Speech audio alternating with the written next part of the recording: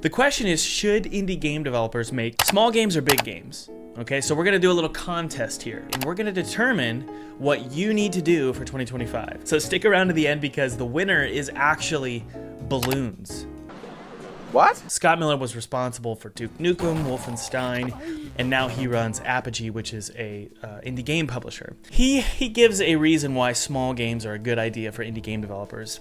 Basically, it's just about money. He just says money is less prevalent. Specifically, what he says is, he said one reason to make small games is because it's hard to raise money in today's market. Okay, so Scott Miller gives small games 1 point. So if you guys want to get funded by a publisher, or you want to get funded on Kickstarter, if you've got a small game, it's actually pretty straightforward. It's not that hard to get $100,000 for your small indie game title, okay? It's really, really hard to get paid $500,000 plus from publishers right now. They just don't want to take the risk. Okay, small games 2, big games 0. Actually, hey, we've got a quote from Julian Ball, who is Flow Studio. Now, he didn't say you should make big games, but he gave me a positive for making big games. He said, you're gonna get a deep, deep knowledge of game development by working on a single project. When you work on a single project that's huge in scope, and he's worked on his game for 7 years, when you do that, you pretty much have an understanding of like everything related to game development. And for me, my big game is Twisted Tower. We've been working on this game for 2.5 years, maybe even 3. At least in the first-person shooter department, I fully understand how to make a first-person shooter. A lot of you right now listening, you have a big game idea. Julian did for his game Lens Island. I did for Twisted Tower. And at the end of the day, if that's your idea, if you want to make a big game and you're passionate about it, and you can't figure out a way to make it smaller, then go for it. You know, if it makes you happy and you enjoy it and you're a hobbyist and you just want to make a big game, go for it. Oh, look at this. We've got another point for small games. This is from Jason Smith, the creator of Cultic.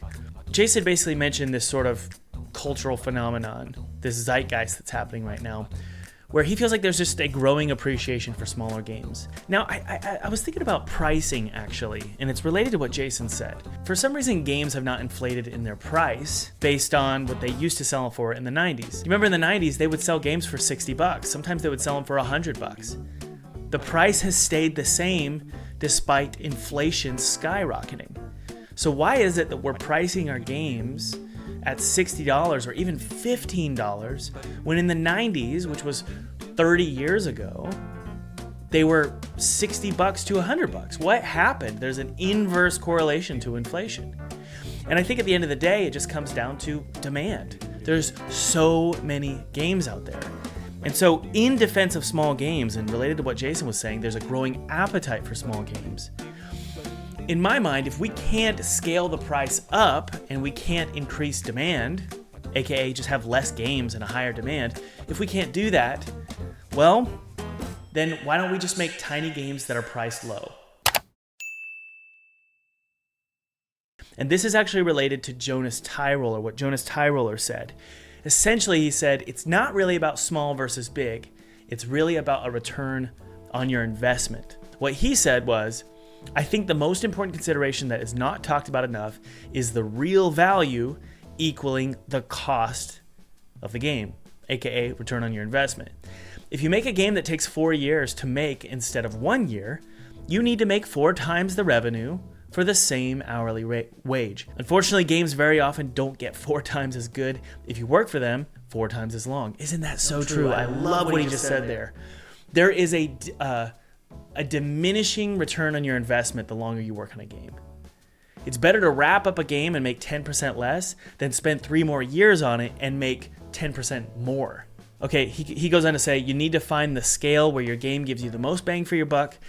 And for most games, this is actually surprisingly small. I love what he said. And he's a great example of this. He is a walking example of this because his game Thronefall, the hook of the game is that it was small and that it was minimalistic and simple. That was the whole point of the game, and that was how it was marketed. So not only was that the guiding hand of development, it was also the guiding hand of what the game actually was marketed as. A small, tight, minimalistic game. What you don't want is you don't want a game that was supposed to be big, and then you just cut it off at its legs, and you don't finish it, and you just sort of launch it into the ether. FarJ Studios? You want to start with small in mind. The whole plan, the whole goal is to make a small game. Otherwise, you're going to have a game that feels incomplete. So we've got 4 points for small games, 1 point for big games. I'm going to give small games 1 more point. Small, bite-sized content is what people love right now. Low-key, games gotta hit like TikTok's quick, fire, and straight to the point, or we're swiping left, no cap. So we can give them small, bite-sized content that is part of a universe or a brand. I think that's the smartest way moving forward, at least for now. Well, this is actually something that Thomas Sala brought up in my previous podcast with Thomas Sala. He's the creator of The Falconeer. You've bought the first 3 books from Game of Thrones. The 4th one was unreadable. It's too long, but you're already invested and you hope the 5th one is great. So you suck it up and buy the 4th one. That is owning your audience. So that's why 10 years ago or 20 years you buy a fantasy book and there be singular a book. Oh yeah, he's got a new book. And then suddenly they started doing trilogies, and now every fantasy author is doing 12 pieces because that's where the money is. That's how you survive. You've owned your audience in, a cycle of books. I do that as well with the franchise, which is just a different thing. It's just you're a franchise because you're you're a content creator, you're a cult of personality in a way. So that's your brand. My brand is a detached for myself a little bit, but I'm sort of hybridizing. So it's part me, I'm the author, but it's the Falconeer universe. His strategy for his indie game career is to build a universe. And that universe has the same feeling, has the same lore, but the games and the genres within that universe are different. Okay, so you can do a city builder game, or you can do a third-person controller flying game. And he did both, right? He's got 2 totally different genres in the same universe. If I can make 10 small games over the course of, let's say, 2 years, so five games per year, I'm just throwing out a random number here. I don't make one small game in one universe and then another small game in a totally different universe. Instead, to Thomas Sala's point, you make one small game in a universe, and then you create a derivative of it, and a derivative of it, and a derivative of it, and a derivative of it. And now you've got, let's say, 10 games in one universe. 2, 3 of those games might be successful, very successful, but the rest of them aren't necessarily flops. Why? Because they're built on the foundation of a growing audience that stays. So at the end of the day, if you're going to make small games, the goal is to try and keep a nice, fertile soil of a long-term audience. You don't build a fresh audience for each game. Instead, you build a universe, a brand. And you do it with small games within that universe. It's another point for small games. Okay. So I've got 1 more point, though, for the big column and why I think big games might be valuable. And this actually is going to relate to our final answer being related to balloons. It'll all make sense, I promise. I wrote down, if it's a good concept, there's a ton of revenue potential being left on the table if you only make the game small. So if that small game is awesome, if it's like the coolest concept ever, let's say like Minecraft, let's say you made a Minecraft game and you're like, nope, I'm gonna keep it small. And it's always gonna stay small. You just left a ton of revenue on the table. That 1 point that I just mentioned is worth a ton of points. So I'm gonna say it's a tie. So the winner is small games becoming big games. And I'm going to call this the bunch of balloons business model.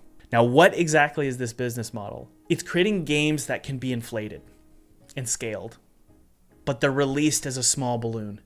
And if that balloon is appreciated, if players like that little balloon, all they got to do is breathe air into it and it inflates. So a great example of this is just early access games.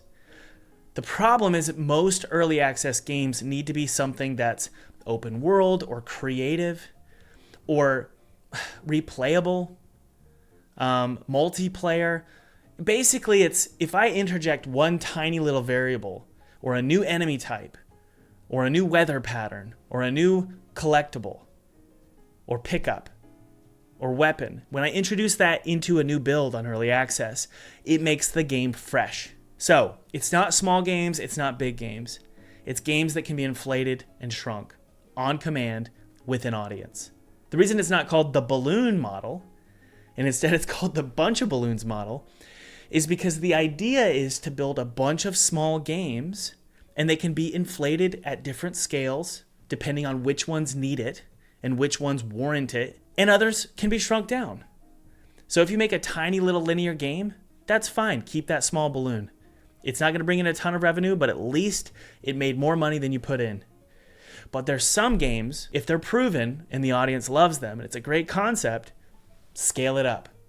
Just keep scaling it up. Keep adding content and keep it fresh. The idea is to have 10 to 100 balloons that are all your style, that are even perhaps in that exact same universe.